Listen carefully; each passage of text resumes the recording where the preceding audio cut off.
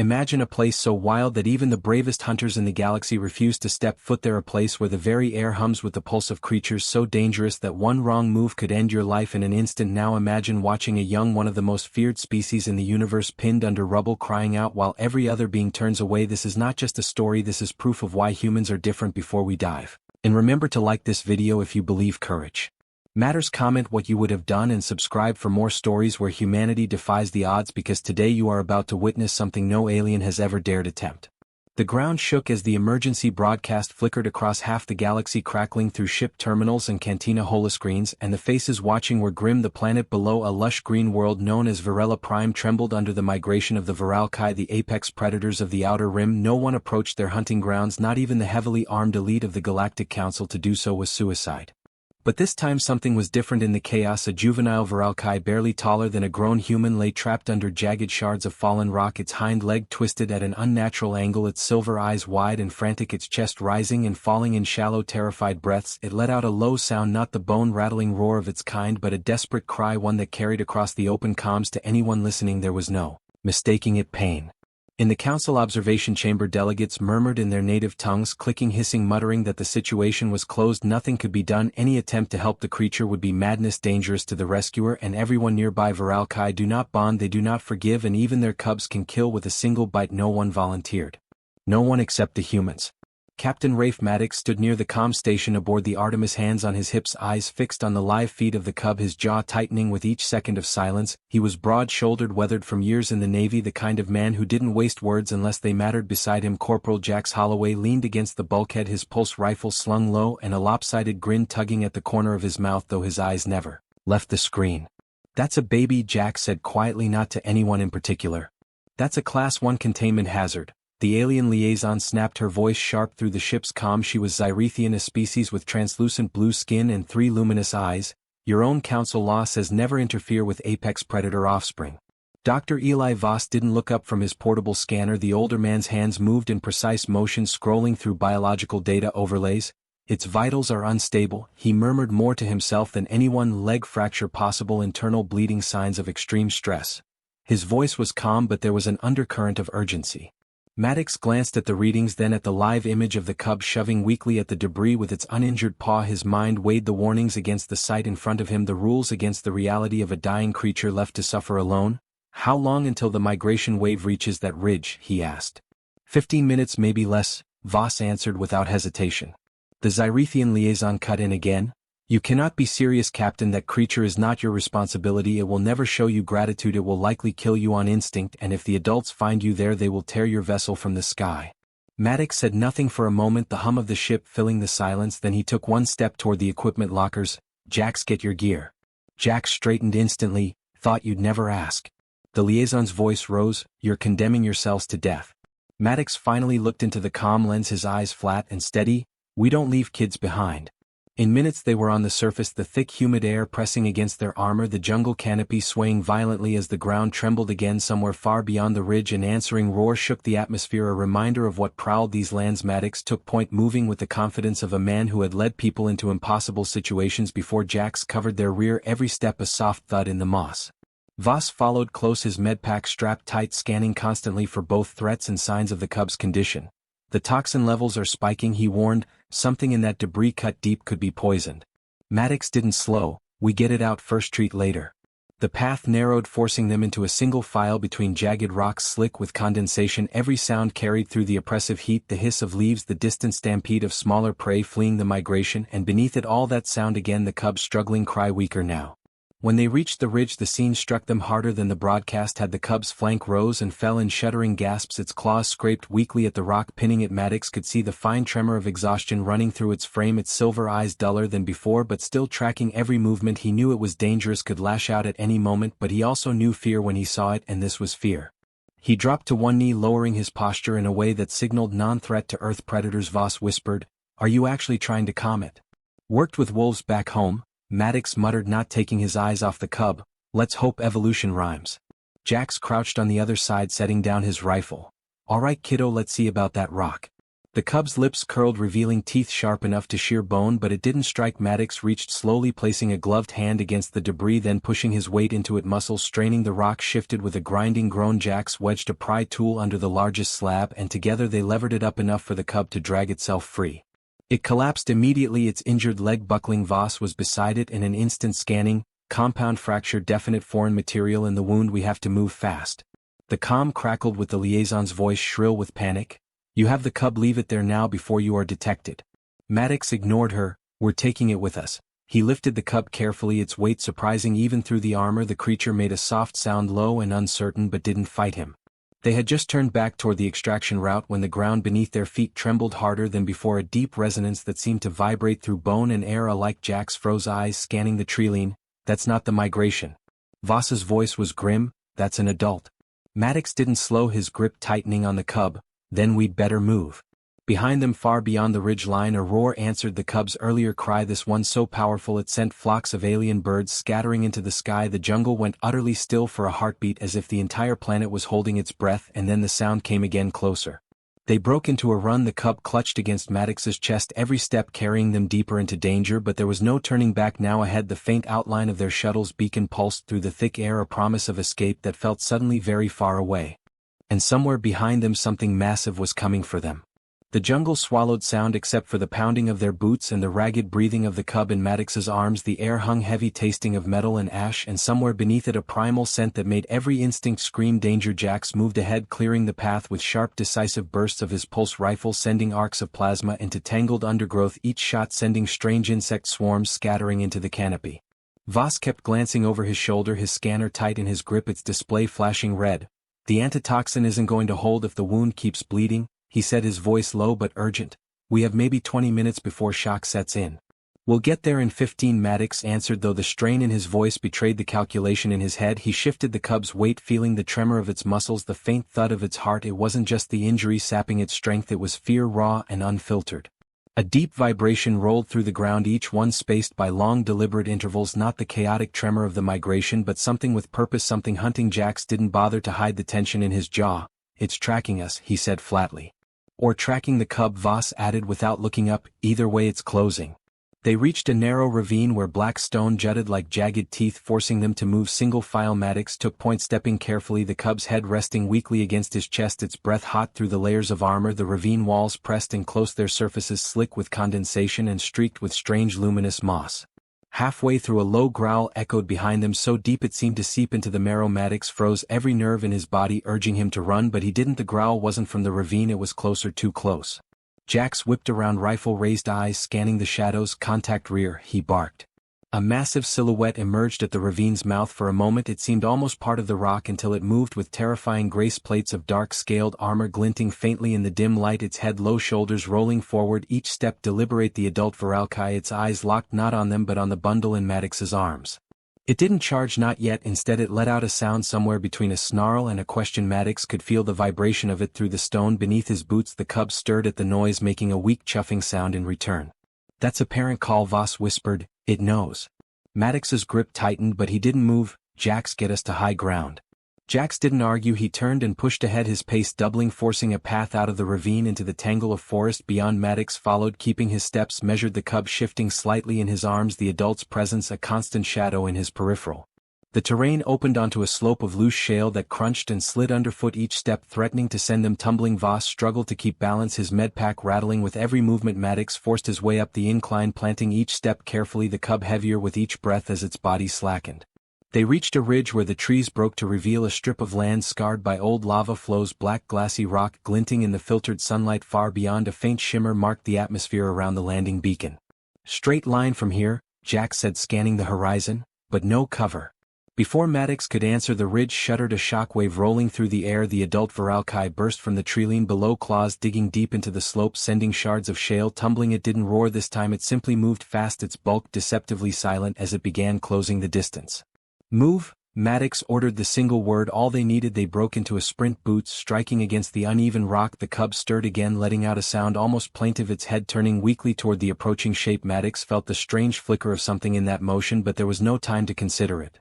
The adult was gaining each stride, covering meters with effortless speed. Jax dropped to one knee mid-run, snapping off 3 precise bursts. The plasma rounds detonated against the ground in front of the predator, sending up plumes of molten glass. The Viralkai slowed but didn't stop, its gaze fixed on Maddox and the cub. Decoys, Maddox barked. Jax slung his rifle and pulled 2 cylindrical pods from his belt, twisting them before throwing them in opposite directions. They hit the ground and burst into clouds of dense thermal smoke laced with heat signatures enough to mimic multiple bodies moving through the haze. The adult slowed just enough to scan the false trails. Maddox didn't waste the chance. He pushed forward, legs burning, lungs tight with effort, Voss at his side keeping pace despite the strain. The beacon shimmer grew closer, a promise and a warning at once. The comm crackled, the liaison's voice sharp with disbelief. "You're still alive." "Not for long if you keep talking," Jax snapped, cutting the channel with a flick of his wrist. The ground leveled into a stretch of black rock fractured by deep fissures glowing faintly with heat from far below. They had to pick their steps with precision. One slip would mean a fall into molten death. Maddox slowed just enough to navigate while keeping the cub secure, the creature's breath warm against him. Halfway across, a fissure split wider under Jax's foot, the edge crumbling. He caught himself with a grunt, scrambling to solid ground. Maddox leapt the gap without breaking stride, Voss following narrowly, his pack catching on the lip before he yanked it free. Behind them, the Viralkai burst from the thinning smoke again, its speed terrifying despite the terrain, the heat shimmer rising between predator and prey like a living thing. They reached the far side, the beacon now within 100 meters, its pulse steady and bright. The shuttle would be visible any second. Then the cub made a sound, not of fear but of something else, a call sharp and carrying. Maddox felt the vibration of it through his arms. The effect was immediate. The adult froze mid-stride, head tilting, the low rumble in its chest fading. It stared at them, no longer in a hunting crouch but upright, almost studying them. Maddox didn't stop moving, but the moment burned into his mind. Something had shifted, something no xenobiologist had ever recorded. The cub's silver eyes flicked between him and the massive shadow beyond the heat shimmer. They cleared the last stretch, the landing site now in view, the shuttle's silhouette stark against the sky, its engines beginning to spool up. Jax moved ahead to secure the ramp. Voss hurried to prepare the medbay. Maddox kept his eyes forward even as he felt the weight of the gaze still fixed on them from across the rock. Just before stepping onto the ramp, he risked one glance back. The adult still stood at the edge of the fissure, unmoving, watching the cub in his arms. There was no roar, no lunge, just that unreadable stillness. Maddox carried the cub inside the shuttle as the engines flared. The last sight before the hatch sealed was the predator turning slowly back toward the jungle, its steps unhurried as though it had decided for reasons beyond human understanding to let them go. The shuttle tore through Varela Prime's turbulent upper atmosphere, the hull groaning as it pushed into the thinner air above clouds. Maddox braced in the medbay doorway, watching Voss work over the cub with steady, meticulous hands. The creature lay on its side, its injured leg immobilized in a makeshift brace, a low whimper escaping every few breaths. "It's stabilizing, but the toxin's still in play," Voss said without looking up, his tone edged with fatigue. "If we can't filter it completely, its organs will shut down in hours." Maddox stepped inside, the hum of the med equipment filling the tight space. The cub's silver eyes flicked toward him, sluggish but tracking. He crouched until they were level. "We're not losing you, kid," he said quietly, almost to himself. The deck shuddered. Jax's voice came over the internal comm, clipped and tense. "We've got a tail." Maddox rose instantly, moving forward to the cockpit, the viewport filled with the deep blue haze of high altitude, and below it a shape far larger than the shuttle weaving through the cloud banks. The adult Viralkai, its movements impossibly graceful for its size, its wings or perhaps gliding membranes catching the wind with each shift. It wasn't chasing in the frantic sense, it was following, deliberately closing the distance in increments. "Thought these things couldn't fly," Jax muttered, hands tight on the controls. "They can't in the true sense," Voss's voice came from behind. "They use air currents and controlled glides from high ground. It must have launched from a ridge." Maddox didn't answer, his gaze fixed on the creature's unwavering approach. "How close to orbit?" "For minutes if we don't have to dodge anything," Jax replied. "2 if I burn the drives hard and hope we don't melt something important." The Viralkai shifted again, its trajectory cutting upward, closing the gap faster. Maddox could feel it the same way prey feels the shadow overhead. "Burn it," he said without hesitation. The shuttle's engines roared, the sudden acceleration pressing them into their seats. The clouds streaked by in pale smears, but the predator adjusted effortlessly, riding the same currents they fought to escape. Jax swore under his breath, adjusting thrusters to throw it off, but every maneuver was mirrored. A sharp warning tone filled the cockpit, Voss's voice urgent. The cub's heart rate just spiked. "It knows," Maddox said almost as if to himself. He was remembering the moment on the ridge, the cub calling out, the adult freezing, something passing between them that went beyond instinct. "It's not after us, it's after the cub." "That makes me feel so much better," Jax replied dryly, hands flying across the controls. "You want to just hand it over midair?"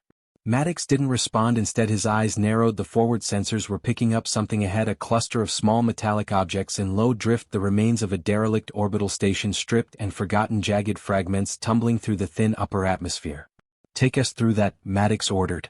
Jack shot him a look. "You want to thread a needle while being chased by the galaxy's biggest nightmare?" "Exactly," Maddox said, his tone flat. "We lose it in the debris field." They plunged into the scattering wreckage, twisted beams and torn plating flashing past, the hull alarms chirping in protest. Jax's hands moved with surgical precision, skimming meters from lethal impact. The Viralkai followed in, but less gracefully, the wide sweep of its body forcing it to angle sharply to avoid the largest pieces. The gap closed slightly, but its movements grew less certain. Maddox watched the displays. Every second they stayed in the debris was a second closer to the atmosphere's edge, but also a second for the Predator to decide it had enough. The Cub let out a sudden sharp sound from the medbay, a noise that cut through the thrum of engines and alarm tones. It was not fear, it was a call. Maddox's gut twisted because the sound had an answer. The Viralkai roared through the calm vibration, a thunder that rattled the loose panels in the cockpit. The debris thinned orbit's edge within reach. Jax threw the shuttle into one last hard roll, clearing the final beam. The stars opened above them, and the pale curve of Varela Prime dropped away below. The Predator emerged seconds later, climbing after them, but now slowed, the thinning air no longer its ally. Jax punched the final burn, the shuttle shivering as it clawed into the safety of orbital velocity. The Predator's massive form fell back into the clouds, its silver eyes still visible in the sensor feed, until the mist swallowed them. Silence filled the cockpit, the steady hum of the drives almost soothing. Jax exhaled long and slow. "We're clear." "Not yet," Maddox said, his tone unreadable. He glanced toward the medbay door. The Cub had gone, still not unconscious but watching him intently, its gaze unervingly direct. There was no mistaking that it had understood. The entire chase had been about getting it back. Voss stepped into the cockpit, wiping his hands. "Toxins slowing, but without specialized equipment I can't guarantee survival long term." "We'll get it what it needs," Maddox said simply. "And then what?" Jax asked. "You plan to keep it in your quarters until it grows up and eats the crew?" Maddox didn't answer immediately. Instead he stared out at the planet shrinking below. "We're going to need to make contact." The idea hung in the air unspoken until Voss finally said, "With the Viralkai?" "Yeah," Maddox replied quietly. "If that adult was willing to follow us into the sky, it's not going to stop. We either give it back or this turns into a fight none of us can win." Jack shook his head. "That's assuming we can even talk to it without ending up as a smear on the ground." Maddox's voice was calm but certain. "We don't have a choice." Voss exchanged a glance with Jax but didn't argue. Instead he returned to the medbay, the faint sound of his instruments following him. Maddox stayed at the viewport, watching the distant storm fronts roll over Varela Prime, the Predator somewhere beneath them still searching.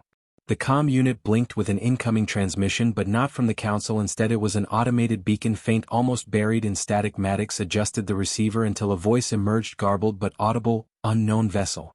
Varela low orbit. You are in restricted zone. Identify." He didn't recognize the voice, and that unsettled him, but before he could respond the beacon repeated itself more clearly, this time followed by coordinates on the planet's surface, coordinates in the very heart of Viralkai territory. Maddox stared at them, knowing instantly what they meant. This was not a trap set by any Council force, it was an invitation, one that could only have come from the beings no one claimed to have spoken to. When he looked at Jax and Voss again, there was no doubt in his voice. "We're going back down." Jax groaned. "You really do want us dead?" Maddox allowed the faintest flicker of a smile. "Not dead, just doing the one thing no one else will." The Cub lifted its head at that moment, a faint chuff escaping its throat, almost as if it understood and approved. The shuttle cut back through the atmosphere, its hull wrapped in the searing glow of re-entry. Maddox stood behind Jax, his eyes fixed on the coordinates the beacon had provided. The numbers led to a narrow canyon carved into the black cliffs of Varela's southern continent, a place no Council chart had ever marked. The Cub lay in the medbay, wrapped in thermal mesh, its silver eyes half-lidded but alert. It did not tremble anymore, it simply watched. Voss monitored its vitals, his fingers never still. "If we can get it to the source of that beacon, maybe they have something that can purge the last of the toxin," he said, though there was uncertainty in his tone. He knew as well as Maddox that they had no proof of what waited below, only the certainty that the adult Viralkai had allowed them to leave once and might not do so again. The shuttle descended into the canyon, the walls rising high on either side until the sky became a narrow strip overhead. Shadows pooled in the rocks' crevices, the wind whispered low through the gap. Maddox felt the weight of the air here, heavy with the scent of something ancient. They landed on a flat shelf of stone just wide enough for the vessel. The moment the ramp lowered, the Cub stirred, struggling to its feet. Maddox crouched beside it, supporting its weight. It made a low call deep in its throat, and the sound rolled out into the canyon like a ripple across still water. The response came seconds later, a roar so powerful it vibrated through the metal of the shuttle. Jax stiffened but kept his rifle down. Maddox motioned for both him and Voss to hold position. From the shadows at the far end of the shelf the adult emerged, its size overwhelming even in the dim light, scales glinting faintly, eyes like molten silver fixed on the cub. Maddox stepped forward, slow and deliberate, placing himself between the creature and his crew. He could feel its gaze sweep over him, not with the hunger of a predator but with an assessment he did not fully understand. The cub made a second sound, sharper this time, its head lifting. The adult lowered itself to the ground in a movement both graceful and impossibly controlled. Maddox saw now the faint scars along its flank, old marks from battles long past. This was no mindless killer, this was a survivor. Voss murmured from behind, "This is the first recorded non-hostile interaction between Viralkai and another species." Maddox didn't respond. He lowered himself to one knee and set the cub down. The young one limped forward, its brace awkward against the stone. It made a soft whine as it reached the adult, pressing its head against the massive chest plate. The adult's claws curled slightly as it bent low, examining the injury. Maddox half expected a violent reaction. Instead the predator looked back at him, and in its eyes he saw something that made his breath still. It was recognition. The adult stepped forward, closing the space between them, its head lowering until the heat of its breath washed over him. Maddox forced himself to remain still, his heartbeat a steady drum in his ears. The massive predator's gaze lingered on him before shifting to the shuttle, then back to the cub as though weighing possibilities. The cub chuffed once, looking between them. Maddox had the sense that a decision was being made. It came without warning. The adult's jaws parted, revealing teeth like sculpted ivory, but instead of striking it released a low resonant sound, a tone so deep it seemed to pulse through his bones. Voss's scanner clicked frantically. "It's a harmonic pattern, not a threat display." The sound faded. The adult turned away, leading the cub toward the canyon wall. Maddox realized there was an opening there, half hidden by rockfall, a tunnel just large enough for something of its size. The cub paused, glancing back at him before following its parent inside. The shadows swallowed them both. Jax exhaled. "So that's it, we drop it off and go?" Maddox didn't move, his eyes fixed on the darkness. "No, that's not it," he said quietly. "That was an invitation." Before Jax could argue, the ground trembled faintly, a vibration coming not from movement but from something deeper. A moment later the adult reappeared, this time alone. It stopped in front of him, lowering its head until its eyes were level with his. Maddox stepped forward without hesitation, the predator's breath ruffling his hair, the silver gaze unblinking. It waited.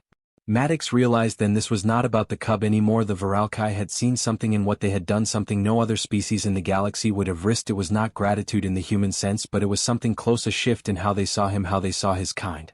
The adult turned and stepped back into the tunnel. Maddox followed without looking back, trusting his crew to hold position. The light dimmed with each step, the air cooler, the scent of stone and water thick ahead. The tunnel opened into a vast cavern lit by veins of glowing mineral pools scattered across the floor, their pale light revealing shapes along the far wall. More Viralkai adults, each massive and still, their eyes tracking him but none moving to block his path. The cub lay near the water's edge, its brace gone. Voss had been right, the toxin was fading faster here.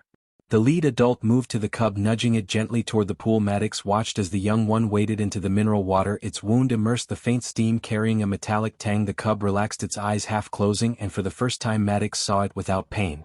One of the other adults stepped forward, massive head tilting slightly. It released the same deep harmonic tone the first had used. Maddox didn't understand the language, but he understood the intent. It was an acknowledgement not to him alone but to humanity itself.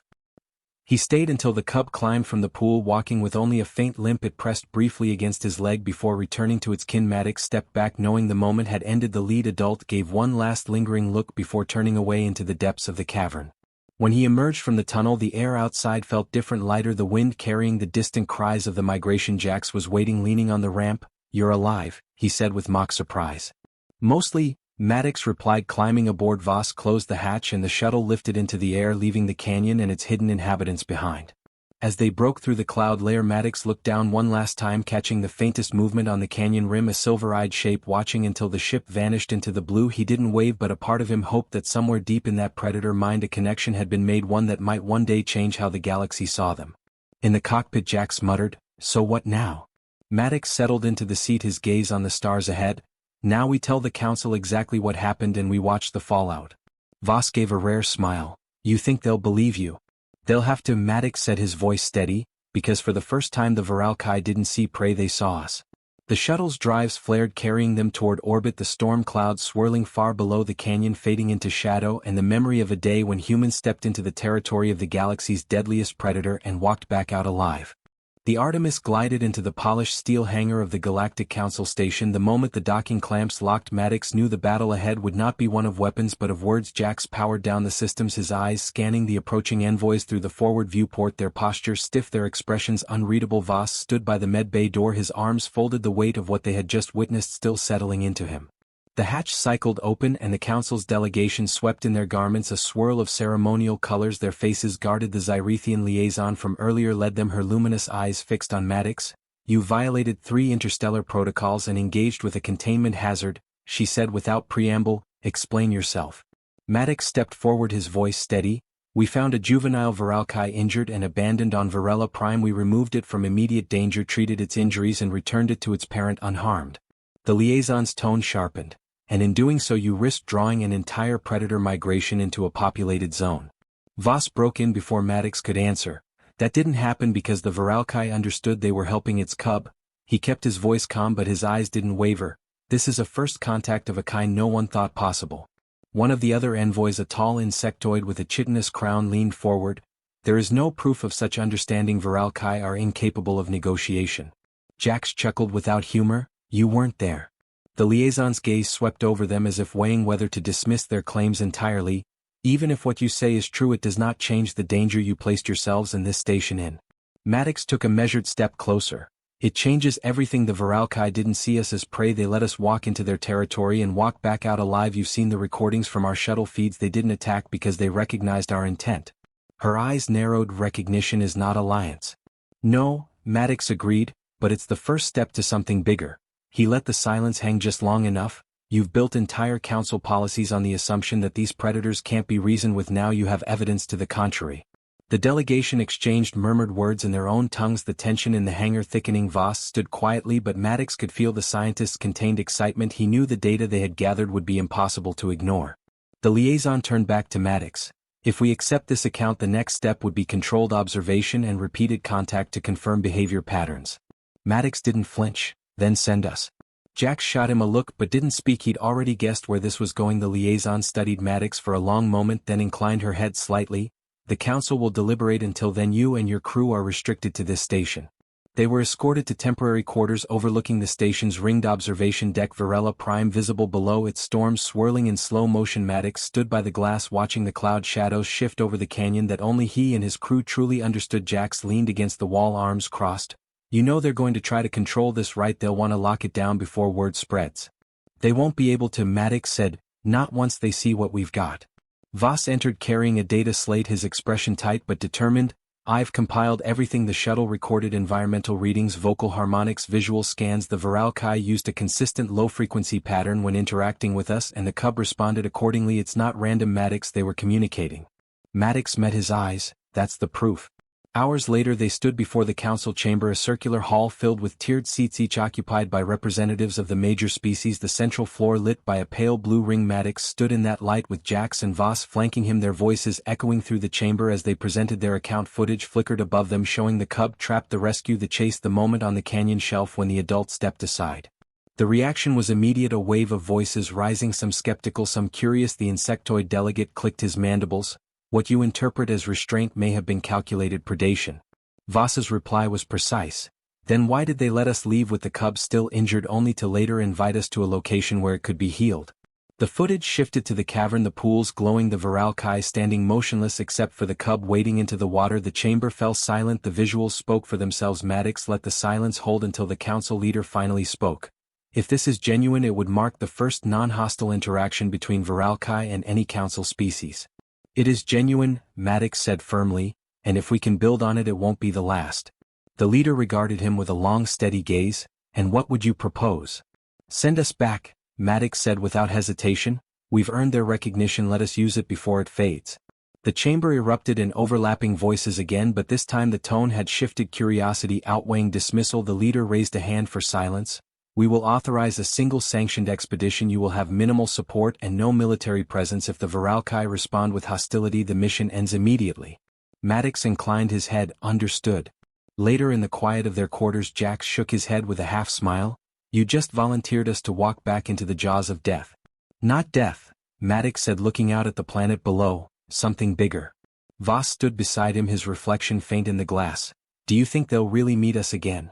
"They will," Maddox said with absolute certainty, "because they know we're the only ones who didn't turn away."